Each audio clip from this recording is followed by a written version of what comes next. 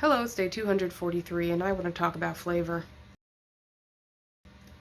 So we're on day whatever of the COVID saga. I've kind of lost track at this point, and like many people who contract COVID, I have completely lost my sense of smell and taste. And because of this, I kind of thought that my weight was going to fluctuate downward. Not that I wanted it to, it'd be like really weird to use COVID as a diet. That's not what I'm saying. I'm just saying from a purely cause and effect standpoint, I thought that being able to not taste was going to drive my weight down. And that didn't happen. And I'm actually kind of proud of that. Like, I was able to feed myself relatively healthily throughout this illness, which is something that I wouldn't have been able to do during my, like, really, like, the throes of my dieting days. I would have tried to stick to a restrictive diet, I would have gotten even sicker, and I would have eventually gone back around to binging, which would have also made me sicker.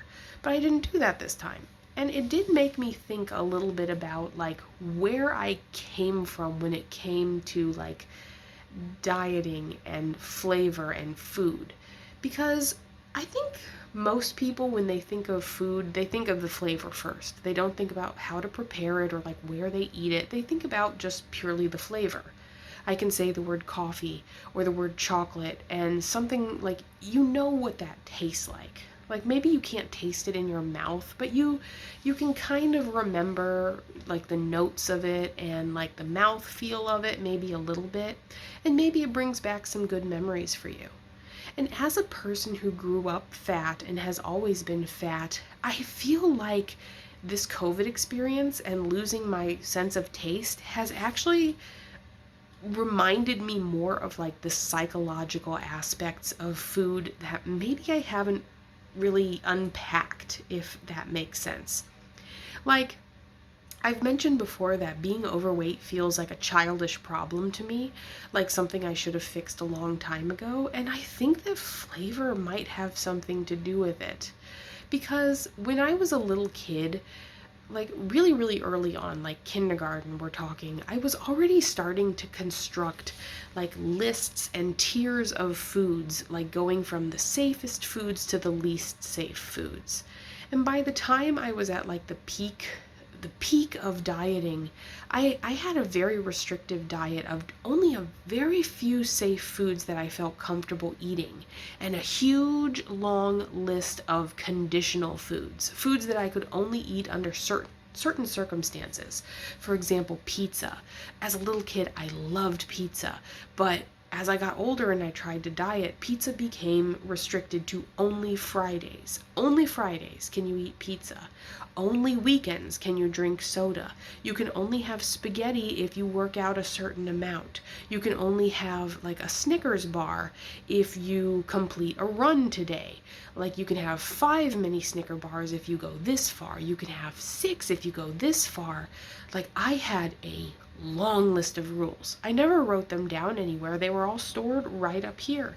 And because of intuitive eating, like releasing myself from that has been a mixed bag, I think. Like, I have been trying to feed myself in a healthy way to support my recovery from COVID, right? But it's weird how much fear I still have when it comes to food. Like when you're sick, you're supposed to eat soup, right?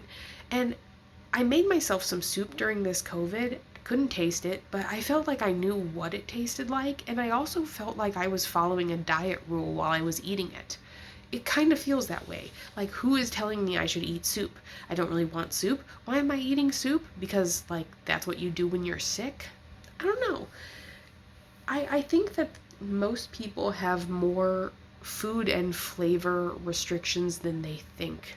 Like, when I say the word peppermint, do you think of wintertime? Like, is that something you can only eat in the winter? When I say mint, are you thinking Kentucky Derby? I know my mom does.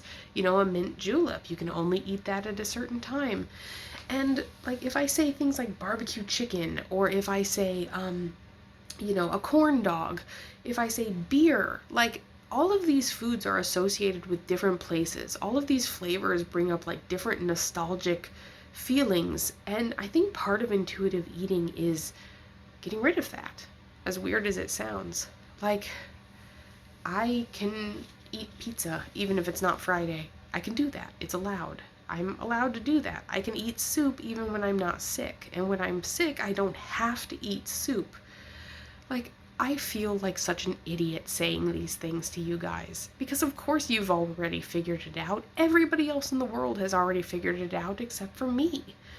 But, like, that's where I am currently. Like, a prisoner of flavor. And a prisoner of COVID.